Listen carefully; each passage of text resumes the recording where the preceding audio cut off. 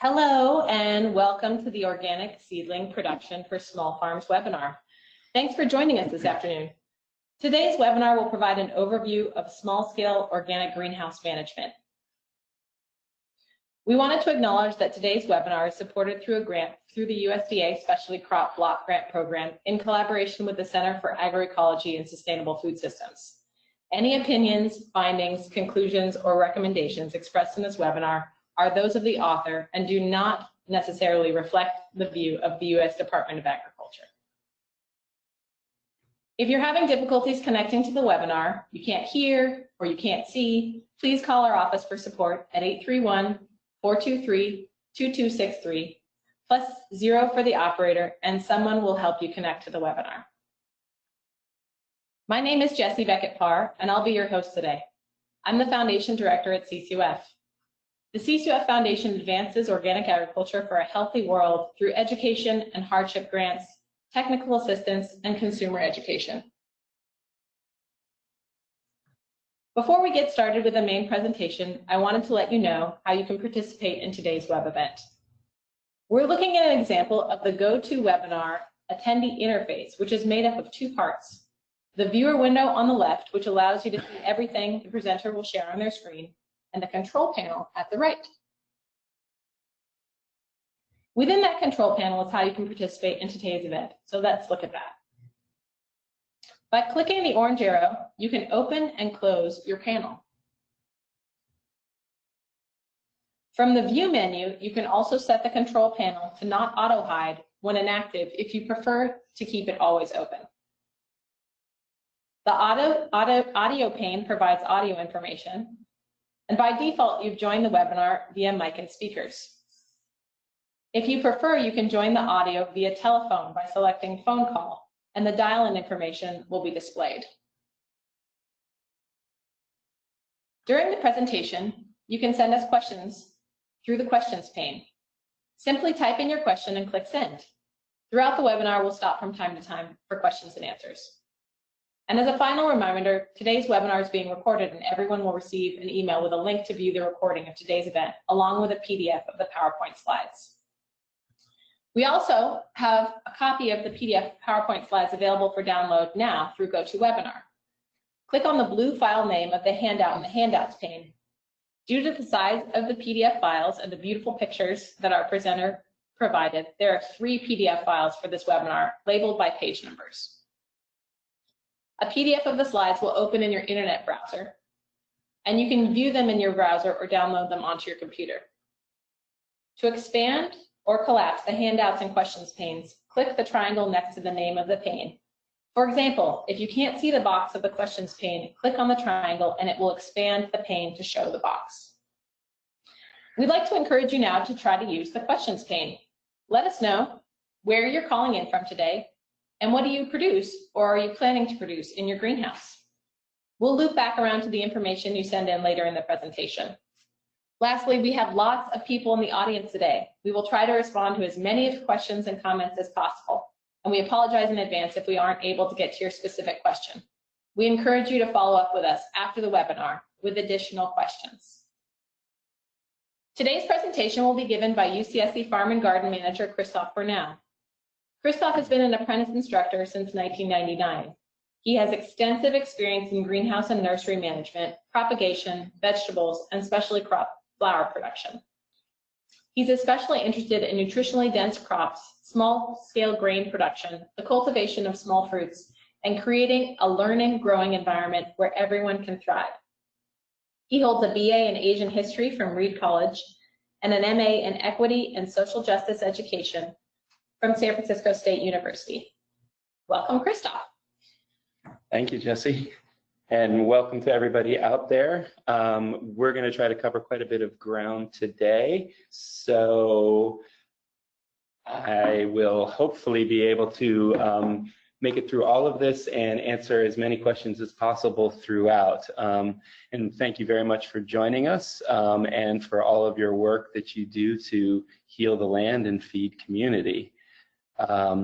Today we are going to cover basically this outline. We're going to talk in relatively brief about using greenhouse infrastructure to advance it and enhance environmental conditions to promote seedling health.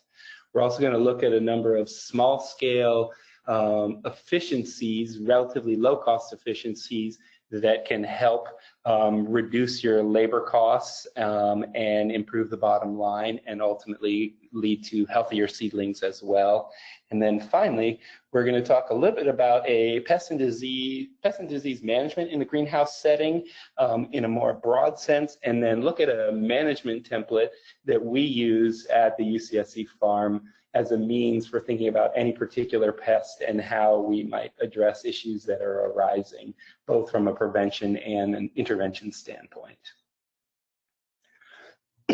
So first of all, what environmental conditions can one control in the greenhouse setting?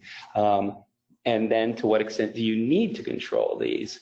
The main things that one would think about are management of temperature, and this could be both soil temperature, especially in an ungerminated state, and then also air temperature throughout the seedling life cycle. We think about air circulation as well, because that is the key factor in terms of managing for seedling health and preventing against diseases such as damping off diseases. Soil moisture is a critical factor, and what that looks like over life cycle in different crops is a variable, and we'll touch on that. And then light is another critical factor to think about managing and provisioning for the vast majority of crops. This is really post-germination and emergence, and not so much pre-germination. So we won't get in too much into like things around supplemental lighting through metal halide or any of the other possible lighting sources. Thanks so much for everybody for trying the questions pane. So we have folks calling in from San Jose, California, Newcastle, Indiana, Ojai, California, Galt, and folks are interested in vegetable transplants, as well as annual and perennial foods and native plant transplants. And we have some folks calling in who are growing diversified vegetables, strawberries, and flowers. Nice. Nice. Well, today, so we're definitely going to talk about transplant production. The emphasis here will certainly be on annuals. However, the practices and techniques that we're going to cover are very broadly applicable to a variety of crops and a variety of locations. One thing I should mention in terms of the degree to which environmental management and then infrastructure, which I'm going to go into here, the degree to which you need to have infrastructure in your system is really dependent on several different things. It's dependent first and foremost on the crops and the environmental and cultural needs that the crops that you're growing have. And then it is also dependent on the environmental conditions that your site presents, and to the extent to which they either do line up with your crop needs, or where you need to think about altering and managing the environment to better suit the needs of the crops. And this is particularly important in the germination and early seedling development stage. As crops mature, even in the seedling stage, you tend to have much wider environmental tolerance and temperature thresholds and such, where they will really prosper. So I want to just talk briefly about how greenhouse structures give you as a grower the ability to manage environmental conditions and optimize development. And there's really two principal categories or arenas in terms of greenhouse infrastructure. One is what are referred to as passive means, things that which is built into the design of the structure. And that could simply be your venting system, things like thermal mass within your facility. And then there are active environmental controls, and those are things that are usually energy dependent. That could be electricity or gas, but that then provide you significantly more capacity for managing the environmental conditions more tightly, but obviously come at a higher cost, both environmentally as well as the actual capital investments to develop these portions of the facilities. In terms of how we think about managing temperature, In passive facilities, this is really a matter of just placing your facility in a location that's going to have good access to sunlight, and then that sunlight is captured within the structure as solar radiation, and then that heats the air within. And then we think about using air circulation and air movement, bringing outside air in, typically cooler outside air, into the greenhouse that is going to promote cooling and keeping temperatures from getting too hot. There's obviously limitations to this, though. If it is 90 degrees in your greenhouse and it's 80 degrees outside, that 80-degree air is going to have not much impact on bringing temperatures down within. And that's sometimes where active means are more necessary depending on your crops and climate. So active heating and cooling could be things like gas unit heaters. It could be radiant floor heating in a more extensive structure. Cooling often happens in the form of pad and fan coolers or swamp coolers. A certain amount of cooling can also happen simply through mechanical exhaust fans as well. Air circulation is sort of part and parcel with heating and cooling. Passive air circulation is basically things like ridge vents, end wall vents, side vents, could be roll-up curtains or drop-down curtains on the side walls that allow for air to move from the outside into the facility and then back out of the facility. Active air circulation comes through things such as exhaust fans and half or horizontal airflow fans that use mechanics to actually move air around. The horizontal airflow fans are particularly useful because those can be run even when you have your greenhouses completely closed up, because you're trying to maximize the temperature warming potential of the sun, because they are just pushing and circulating air within, and rather than bringing outside air into the environment. But even that can be very, very valuable in working against the presence of damping off organisms. Water delivery, obviously we're not going to be rained upon in a greenhouse, so water delivery could come by hand and be completely something that you do based on your own knowledge and intuition about what your crops need at any particular time. It might also come through a variety of automated methods. Simple irrigation controllers, which we'll look at later, that can be programmed to meet environmental and crop needs, or more sophisticated equipment that actually has environmental sensors within your greenhouse and moisture probes within your soil mixes to determine when to deliver water based on the set points that you have established. And then finally, light infiltration. It's our source of heating, but it's also the source of photosynthesis and subsequent development once crops are growing. So this is in part dependent on the actual location of the crop, of your greenhouse, trying to make sure it is not sitting in close proximity to tall buildings that might cast shade, or trees that might cast shade, or even, a problem that we face at the UCSC greenhouses. There are trees that 30 years ago were very small and that are now casting substantial shade on our structures. And that, means that we either have to adapt our growing practices or more likely spend money to cut those trees down. So thinking long-term about what is in proximity to where your growing environment is going to be really critical. And then we won't really get much into this, but for some growers, and in particularly growing crops out of season in the winter during the short days, supplemental lighting such as LED and metal halide lights and so forth may be a really critical tool for both for seedlings, but also if you are using greenhouses to grow to full maturity. So let me step into just talking a little bit about environmental management across life stages. When we think of seedling development, when we first sow our seeds and then water in the seeds in the soil, the seeds will imbibe moisture, begin their internal metabolic processes, and then the root radicle will push down and into the soil. Most of us don't think about germination actually happening until emergence happens, until the cotyledons push above the soil, though technically it has actually started quite a bit before that.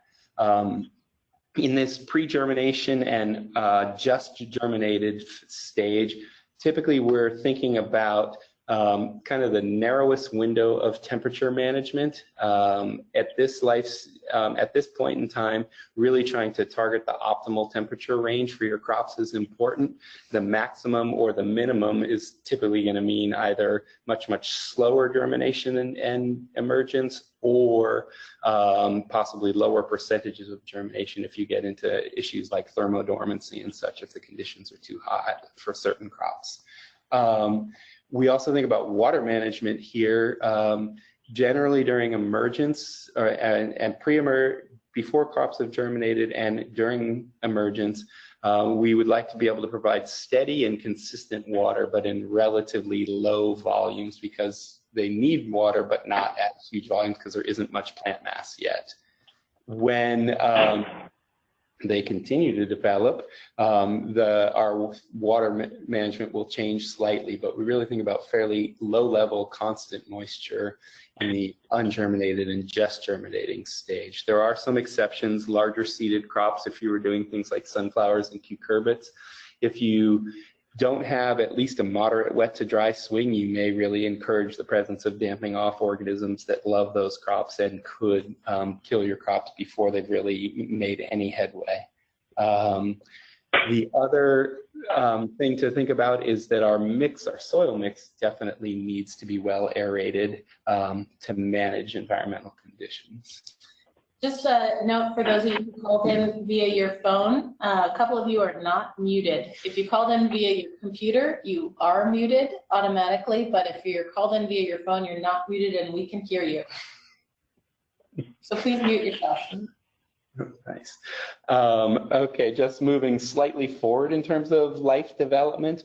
Once you have gotten past the cotyledon stage and the root system and the leaf canopy is starting to develop and expand, then we're really thinking about more water, a greater volume.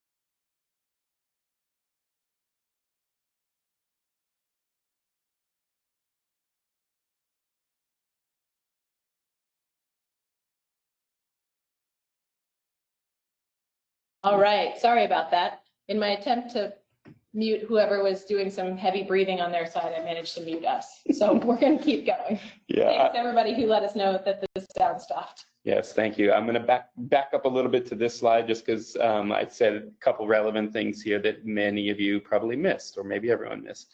Once we are past germination stage and we're beginning to develop our leaf canopy and root system, then moisture management is really about more water, more volume of water on a slightly less frequent schedule, because as the root system develops and expands and is filling out the root zone, then clearly more water is going to be needed to support that development and support the canopy development. Sunlight is going to be critical throughout. We don't love the shade that's being casted on, as you can see in this photo, because that can make for uneven growth. And then air circulation, always critical to manage against damping off organisms. And then finally, the temperature range that's ideal for your crops tends to widen or open slightly at this point, because the most critical stage is really in germination. This is a great time for those of you all who have questions, who would like to write them in. You can use the question function just like we did before, and if you have general questions for Christof, please do send them in now and we'll get them answered. So as we move towards seedling maturation, we really want to think about taking our seedlings, and here in this image, they're still in the greenhouse, but they're basically at the point where they are ready to move outside.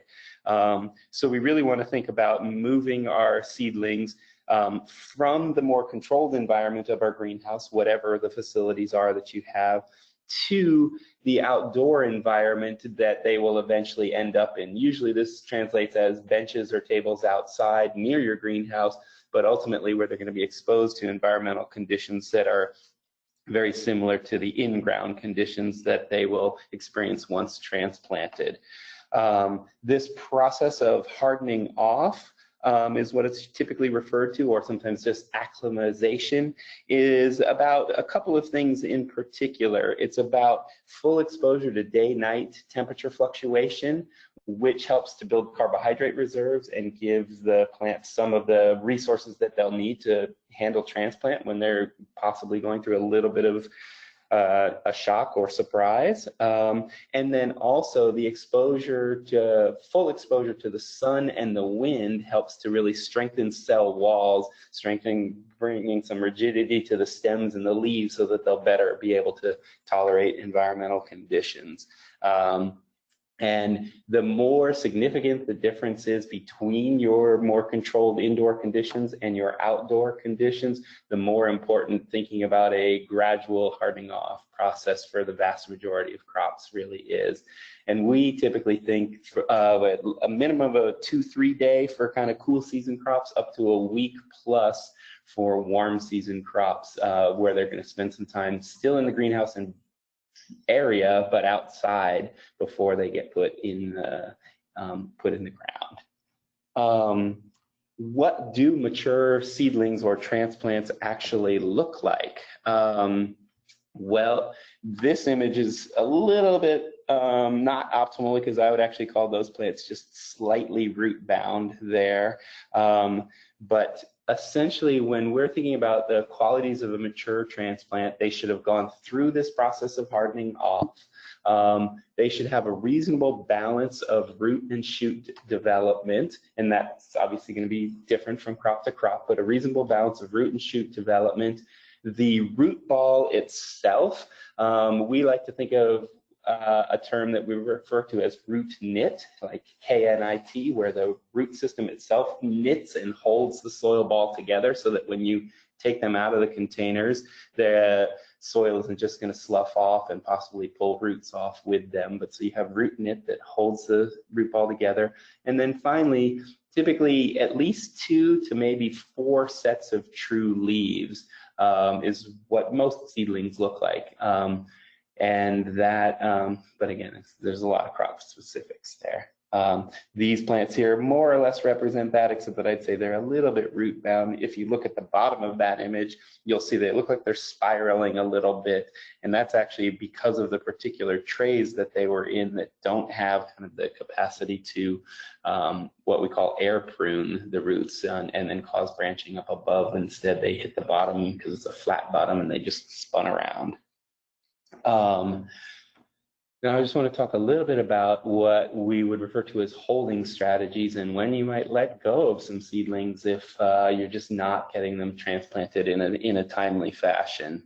Holding strategies are something you might need to think about employing when perhaps early season, your ground's still wet and cold, you're not able to get your fields prepared to receive those seedlings, and yet your sowing schedule is marching forward. So what can we do to keep our plants in prime condition a little bit longer? One is certainly exposing your crops to cooler growing conditions will slow their growth down. So if you can, for example, anticipate a late plant out date, maybe you move your seedlings out of the greenhouse earlier than you otherwise would have to slow them down a little bit earlier. Sometimes folks will actually try to put them in more of a shady location, getting less sunlight exposure, and that can work, but you have to be careful that you don't give them too much shade because they're going to stretch out and get leggy if they're in the shade for too long, or partial shade for too long. Another thing that people commonly use is thinking about supplying some sort of supplemental or soluble liquid fertility, so that even as the nutrients that are in the soil zone start to get exhausted by the crop, they still have access to readily available nutrients that you're supplying as supplemental fertility. And then finally, what some folks will do, but is really maybe only practical on a really small scale, is to actually pot up or bump your seedlings on into a larger size cell or container so as to be able to maintain steady and uninterrupted growth and access to resources. Great idea, but also much time and labor involved in that. So not always the most practical. So just before we head on, we did get a couple of questions in. So Ronald writes in that he grows up quite a bit of transplants, cabbage, onion, cucurbits, and that he has a hard time getting a good root ball. What could be the limiting factor? Light? Question mark? Fertilizer?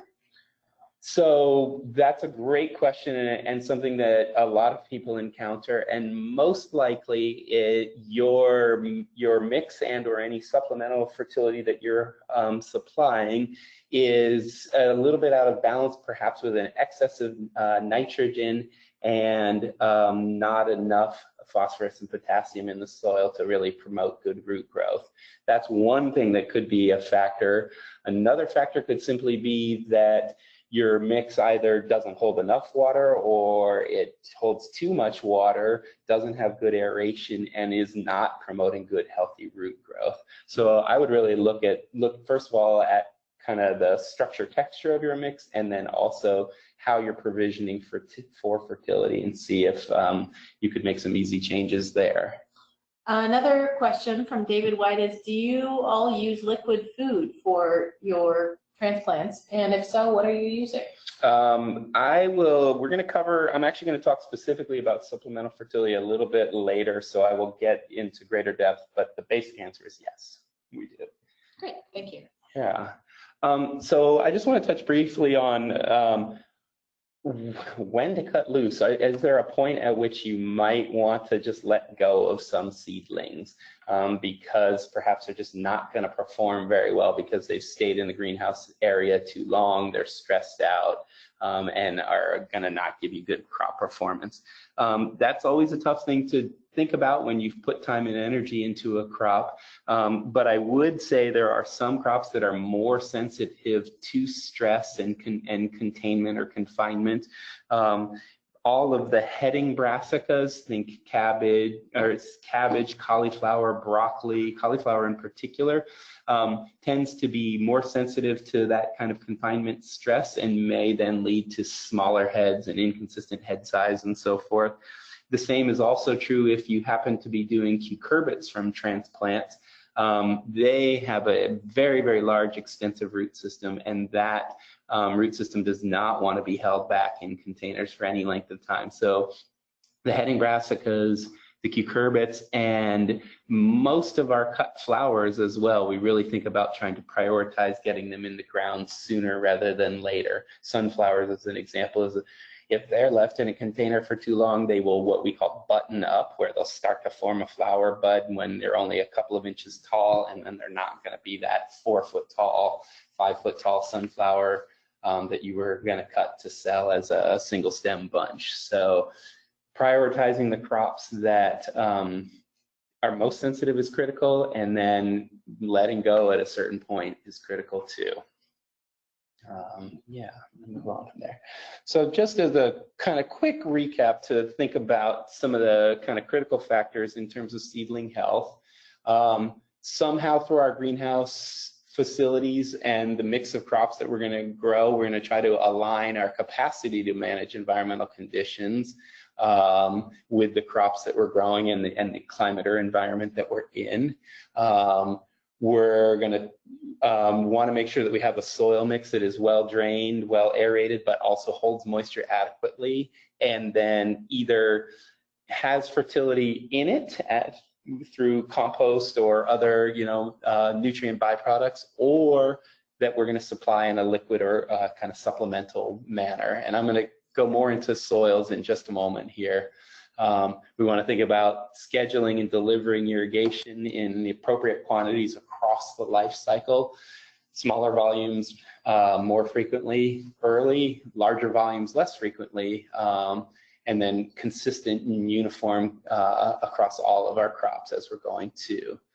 We want to know when our seedlings are mature and then move them through our cycle and harden off at the appropriate time. And then through our crop planning, through our field preparation and such, we really want to make sure that we get plants planted out in a timely fashion that's going to help ensure the ultimate success, the harvest success of our crop. And then if that's not always going to work out, then we're going to think about how do we hold and keep them happy longer. And finally, I haven't said anything about pest and disease management, very little yet, but the last few slides are going to touch largely on thinking about pest and disease management. Now I just want to jump into some things that you might want to look at in your overall system in terms of thinking about how to make for a more efficient system. And that efficiency, I think, as I said at the outset, both is to reduce time and labor, but really is about crop quality as well, and having consistent high quality seedlings as part of your, as the outcome of all of your efforts. So first and foremost, I think a little bit about workspace design and movement and handling of materials. If you've ever read the book called The Lean Farm, the central focus of that is how do I limit the repetition of motion and kind of excess movement of people and materials. And so whether you have a greenhouse setup as it already is or you're starting from scratch, I would really encourage you to think about what's the most efficient flow of materials, be that soils, compost, fertility, to your greenhouse facility. How do your containers, your soil mix, what's the flow of how you actually fill those containers with your soil mix, and then sow the seeds and ultimately move them into the greenhouse and then outside. The more sort of linear or circular that you can design your systems, the less sort of wasted motion or energy you may experience. Whereas if you have kind of a noodle-like setup where you're moving left and then moving right and backwards and forwards, in any one moment, it may not seem like that's taking up much time, but if you think about the thousands and thousands of times you're going to go through those same motions over the course of a season, that amount of time can really, really add up. So thinking about workspace design and energy flow, I would say, is a really critical starting point or reflection point if you're already, midstream. You might also really want to consider, and I'm going to talk about this next, so do we want to make our own mixes, custom make our own mixes, or do I have access to good soil resources that are already made that I can just purchase in? And in many cases, I'd say purchasing in is going to be a more efficient, not always preferable, but usually a more efficient method. We're going to talk about containers and what kind of containers you might want to grow, and then sowing methods, how to increase your sowing method through things like using vacuum seeders. I'm going to touch on germination chambers as an efficiency tool, and then kind of bench space and layout, which kind of really touches back on containers. Irrigation delivery, and how to streamline our time and effort and improve crop quality there. And then, as I mentioned before, we'll get into supplemental fertility. The yellow text here may be a little hard for folks to read, but hopefully this will be clear enough. So if you're thinking about making your own mixes, I would say there's some substantial advantages. One, you have complete control over the inputs, over all of the ingredients that go into your mixes, and you can control structure, texture, fertility inputs. If sustainability in the ingredients is a high priority to you, you certainly can make informed choices there as well, which can be harder to do when you're purchasing in a mix. And then while this gets into maybe more specialized operations, if you were growing large volumes of a particular crop, it might make sense to have specialized mixes for a particular crop to really line up the qualities of that mix with the specific needs of a crop. Most of the time in diversified operations, you need to really find a single mix that's going to work for everything. But depending on your scale, you may have specialized mixes as well. We can make, if we're making our own mix, we can make as much or as little as we need at a given time. And then we can also really think about balancing soil moisture before actually sowing. So there will be what the plants need right from the start. There are some disadvantages too to making your own mixes. One, you've got to stockpile all of the different raw ingredients that are in your mix, and then store your finished mix as well. You need to know a bit about basic chemistry to balance pH and nutrient levels within your mix.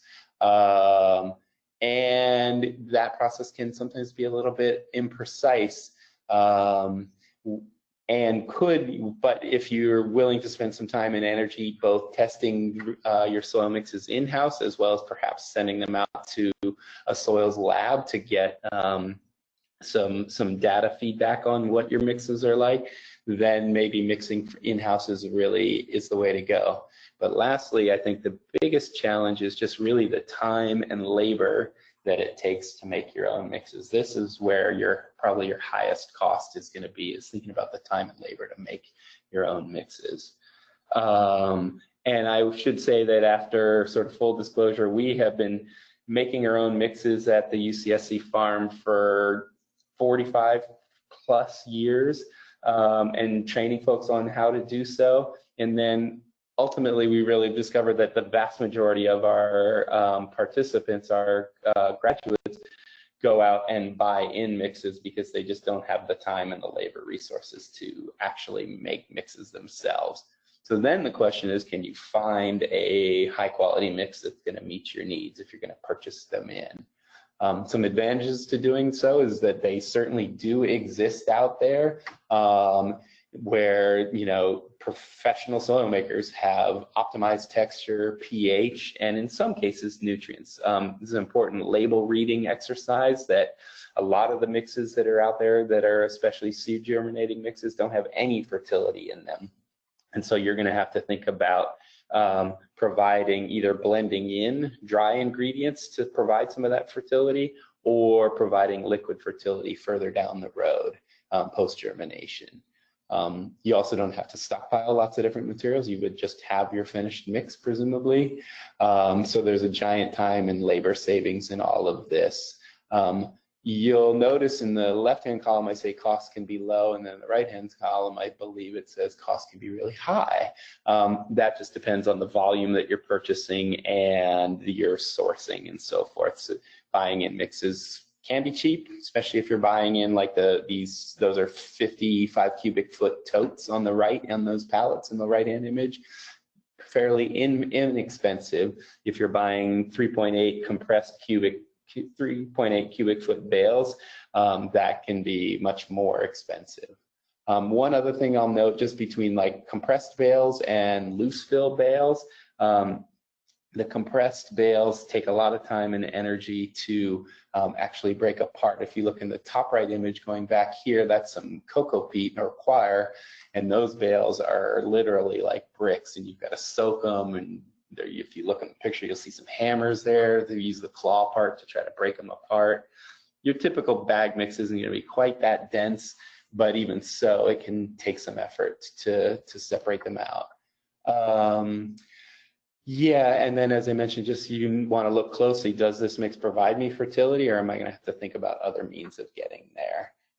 If you are buying in these large totes, then you need a forklift to be able to move them around, whether that's, you know, a dedicated forklift or fork attachments on a bucket of a tractor. You can also use a chain, and because they have fairly strong handles, and use just hooks on your bucket and a chain to move those big totes around, but that's a little bit unwieldy. So anyway, some equipment required to handle those larger volumes. Another thing to just be aware of is that, and I'd say this left-hand image here illustrates this, any mix, a mix you make on your own or a purchased in mix, when it dries out, peat and cocoa peat, which are often the primary ingredients in mixes, those can become very, very hydrophobic and repel water for some time before they actually absorb water. So you really want to think about trying to manage moisture and not let them get too dry, because then they're going to be hard to re-moisten. So we've gotten a bunch of great questions, and we're going to kind of hold those to the end because we're a little bit behind schedule, and I want to be cognizant of folks' time. We have about 20 minutes till the end of the webinar. If we don't get to your questions, we'll make sure that Christof answers them after the webinar. Yeah. But just to thank you for writing in, and we do see them. Yes.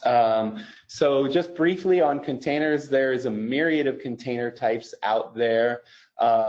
At this point in time, we are using, in the bottom left corner, the injected molded polypropylene containers. Those are the hard plastic rigid containers. We really like them because while their initial cost can be anywhere from $5 to $10 each, depending on the volume that you're buying, they have a theoretically indefinite lifespan. They're virtually indestructible. The polyethylene containers, they are much, much less expensive. They can be 50 cents each, but they have a fairly short lifespan. And then finally, the polystyrene, the styrofoam seedlings, which really was the revolution in terms of growing plants in cell-type containers. As a growing environment, they're great, though they tend to get damaged over time fairly quickly, and then they can be a harbor for pathogens and so forth in the cells themselves. So we have moved away largely from using those polystyrene containers just because we like the sort of durability and the cleanability of the polypropylene containers.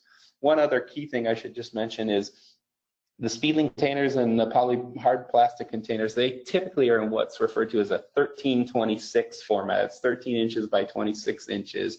So your facilities need to sort of work with that. Whereas the polyethylene containers are in a 1020 format, 10 inches by 20 inches. And this is relevant because I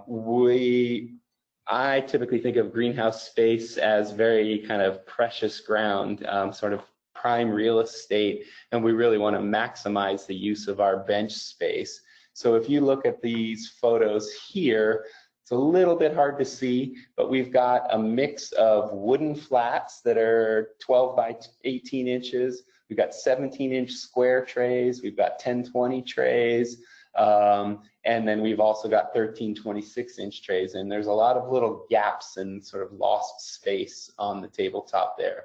There's also 4 or 5 different cell sizes here, and so each of these plants needs a little bit different amount of water relative to the amount of soil that they have, and having this kind of jumble and mix makes it much harder for you as a grower to really optimally meet the water delivery needs of the crops that you're growing.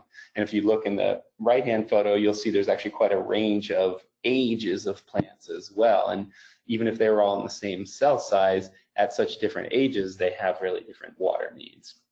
So what I would encourage you to think about to the extent possible is uniformity and consistency. In these two photos, the one on the left is all 1020 trays, and there's only 2 cell sizes. The one on the right is all 1326 trays, and there's only 1 cell size. The difference you see in crop maturity actually in that photo happens to be because it's from a soil trial with vastly different fertility inputs in each of those trays. But in terms of delivering water, they're much easier. And then there's almost no wasted bench space. The space in the photo on the left, I would just say, is yet unused but not wasted bench space, because more 1020 trays will fit nicely in there shortly. So that's a kind of a space and kind of environmental management efficiency factor that can be really helpful for you.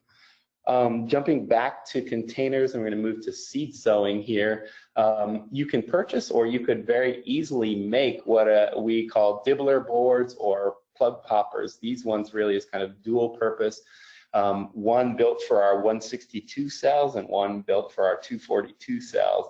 And all we did was lay out a template based on the trays so that we could, in one quick motion, we could readily dibble all of the cells uniformly and consistently, instead of, say, using our fingers to poke little indentations in every single cell. Regardless of the containers you're working with, if you don't have too many different options running at once, having a tool like this can save you a ton of time. Another thing to think about in this department is vacuum seeders. Probably not a worthy investment if you don't do large volumes of crops, but if you are doing relatively large volumes of crops, even 5 containers of the same crop at once, this can be a huge time savings. This vacuum seeder happens to cost about $2,500, but 2 people can be sowing trays in about 1.5 minutes per tray with 242 cells. After you've already filled and dibbled them, one person is feeding the trays, one person is seeding, and then the same person who's feeding the trays is also receiving the trays. And the seeding motion is really quick and easy. You have a large volume of seeds on that blue plate with holes drilled perfectly for your cells and the seed size. You roll it back and forth. Seeds land in every hole, you tip it over, you release the vacuum, the seeds drop, you take the next batch of seeds that were held in that little reservoir in the top, sort of that top darker blue bar, and do it again and again and again. In our time trial studies, this roughly 5 times the speed of sowing by hand. Depending on the crops. The one key thing to note is vacuum seeders are really most effective with round seeds like brassicas and pelleted seed, and not nearly as efficient when you get into irregularly shaped seeds like, say, peppers and tomatoes. Those still faster, but not as exponentially faster. Just to give you a sense that, one could build something like this very easily too. This is Jason from Hidden Villa, and he's got about $50 worth of materials there: a wooden box, a metal plate drilled to the cell sizes, and then a real small shop vacuum. And this particular seeder is also seeding at a very, very fast rate. Dumps the seeds on, rolls them around with the vacuum on, pours off the excess, tips the seeder over the tray, cuts the vacuum, seeds drop, repeat the process. And I should note too, in this video, he actually, instead of having made a dibbler, he just uses nesting style trays of the same cell size to create his dibbles in those. So just using something you already have rather than having to build something anew. Germination chambers. This is another way to really think about maximizing your use of space, because you're now using vertical space, and also really only heating a small area. So this is just an old Metro rack repurposed, and then some old greenhouse plastic repurposed to create a growing environment. At the bottom in the right there, you'll see there's a small little stock tank. That's like a 10-gallon stock tank, a water source, and a float valve to keep the tank full, and then there's a small heating element in that. And when the quote-unquote door is closed, you are basically creating a consistently warm and humid environment, so that when you put in watered trays, you don't really have to water at all again until they've germinated. Germination chambers greatly speed up germination and increase your percentage of germination, thus reducing your crop time, reducing the amount of seed you're going to have to use.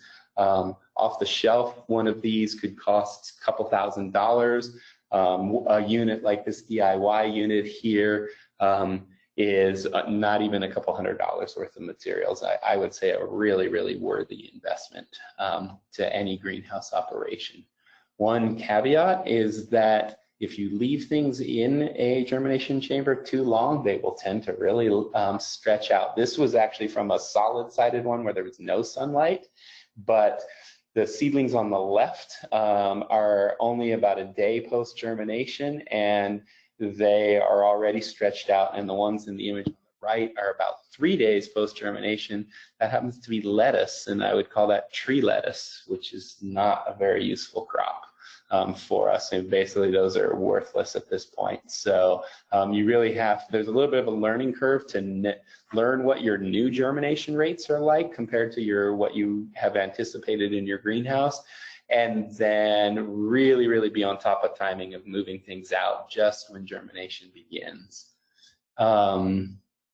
So water delivery by hand is a time and labor intensive thing. It's also a knowledge intensive thing, but allows you to really meet crop needs if you are skilled at what you're doing. In the image on the right, there's what's called the high hose system. That's a really nice way to move your hose up and down the length of your greenhouse without dragging it on the floor, without potentially exposing it to pathogens and such. So that's one way to increase by hand water efficiency. One thing to be aware of, if you have less experienced waterers, you will sometimes get people who say they've watered, but if you look at that image on the left, I think you can see there's only water to about the top half of that cell, and the bottom half is really dry. To the person's question earlier on about why am I not getting root development, sometimes it could be that you're not watering deep enough. In this image, I think most of the time it did get enough water, and thus there's roots down below. But if there was no water there, there would be no roots there. I would definitely consider or encourage you to consider some form of watering automation if you want to save time. This is their Netafim nozzles over all of our benches here. A little bit of time and energy to set up this controller and the solenoid valves that are on the left, in the bottom left picture there. But once it's set up, immense labor savings. We have to program it to meet crops' needs. We need to make sure we block and organize our crops in fairly consistent blocks so that we can deliver the right amount of water. But once it's set up, the amount of time we're spending watering is very small. A little bit of touch up here and there, but not multiple trips to the greenhouse, spending, a house of this size to water the whole thing. If it's full, could be a half an hour of my time, as opposed to checking up on it and spending just a couple minutes spot watering in any areas that maybe are drying faster. So great potential to save yourself a lot of time and energy once you set up the infrastructure. Just to touch briefly on supplemental fertility. Why do you think you might need supplemental fertility? Well, maybe the mix that you purchased doesn't have any fertility in it, so post-germination, supplemental fertility is going to be critical. Maybe the mix you made or thought was more fertile, maybe it was a poor batch of compost that you were using and it's not delivering what the plants need. You might also want to speed the growth of plants up because you have an earlier plant out date than you had anticipated. Or, as we talked about, this can be a really valuable tool for holding as well. The question came up earlier about what materials. We at UCSC Farm, we typically use either plant extracts or fish emulsion type products. And there are many different ones on the market. It's kind of a question of what is available in your area, because like we buy them in 5-gallon pails and the shipping is the most expensive part. It's more expensive than the materials sometimes. So trying to find a local resource of a material that you can really trust, and it'd be worth buying in smaller quantities and then trialing different ones side by side before you make a bigger financial commitment. We really like AgriThrive, for example, but it's just one of many, and they happen to be readily accessible in our area. Might also think, do I need to think about kelp or something like that as a micronutrient resource that could easily be put in solution and then injected in your system? And well, for the sake of time, I'm not going to talk about modes of delivery. So briefly on pest and disease management, I would say first and foremost, really want to think about how do we prevent pest issues in the first place. And that, I would say, comes by way of good cultural practices, trying to manage water and temperature, having a soil mix that allows you to manage water properly. good sanitation throughout your facility, starting with clean seeds, starting with a pathogen-free mix, not leaving hoses on the ground, things of that nature, cleaning tools, a thorough annual cleaning of your greenhouses. As you start to get, these are concrete floors in this image, but there's a lot of soil debris there. Weeds are starting to grow. Those can sometimes be a host for pest species. If you get a lot of organic matter building up on the ground, even in a concrete greenhouse, that can then be an alternate substrate for fungus gnats and other pest species. So a clean growing environment is really critical. We also really want to think about monitoring and detection. Monitoring comes principally through things like yellow sticky traps or blue traps, depending on pests you might be trying to monitor for, and regularly walking and inspecting your crops. You know, really just kind of standard IPM procedures, I would say, are critical in your greenhouse, combined with your cultural practices. We also, I should also mention, in our mixes, we mix in a beneficial trichoderma fungus to help prevent against damping off. It is a great resource, but it's really just an addition to good cultural practices. If we had poor cultural practices, the trichoderma fungus is not going to help us out adequately. It's really starts with your sound practices. And then finally, if you determine that you do have a problem, what tools, what treatment strategies might I want to use? And certainly going to the CCOF website and doing a materials search to make sure what you're after is an appropriate organic and acceptable ingredient. That's critical, and getting that on your certified lists or your OSP before you use it, also important. But we think about treatment and intervention as kind of a last resource, but at the same time, we want to do it as quickly as possible, because the sooner we can intervene, the more likely we're going to be able to be successful at actually halting pest problems. So I mentioned that I was going to talk about a template, and without getting into all of the details here, I just want to say, so pest species, we need to think about identification of who we're dealing with. Who is this pest, and am I certain that I've got proper identification? That's where a lot of online resources and hand lens and so forth can be really helpful. Causes, what are the environmental conditions that might promote this particular pest or invite them, and then how can I think about changing that? What are signs of damage, and whether that's above or below ground? And then what preventative tools might I have or be able to employ or enhance? Changing cultural practices, for example, more or less water. How much tolerance do I have for any pest damage? None, a little, a lot. And then what are the kind of intervention tools that might help me? And there's a lot of good resources out on the web and through the ACTRA site and so forth. But also then what other crops might be susceptible, so that I'm paying close attention to them. So this is that same template with a lot of information about fungus gnats.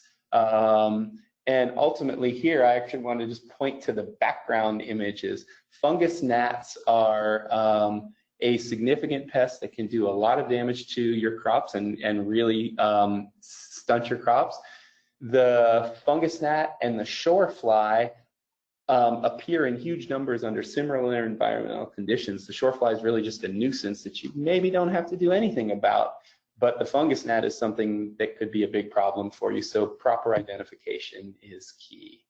And yeah, you can look more closely at kind of the details of that, and I think we're going to move to some final questions and so forth. Or is there any time for that? No, so Christof does have some greenhouse propagation resources available. They're up on the slide. They're also in the PDF.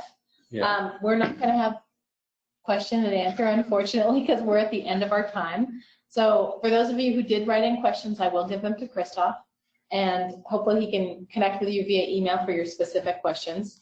There is an organic seedling production field day at the UCSC Farm and Garden on March 25th. For any of you all in driving distance of Santa Cruz, California, we would love to have you.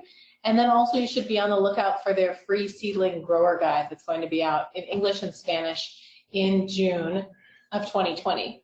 Yeah. So thank you for attending. We hope you found the webinar useful. You'll receive an email after this webinar with an evaluation link please fill out the evaluation form. It helps us improve our educational offerings and get ideas for future trainings and grants. And really, we fund these free webinars through grants. And so if we can say, oh, these are the people that came, this is what they found useful and not, that helps us get additional funding to put on this type of free event in the future. Please note that the evaluations are not anonymous, but we value all kinds of feedback, including ways that we can improve. So thank you so much and have a great afternoon. Thank you very much.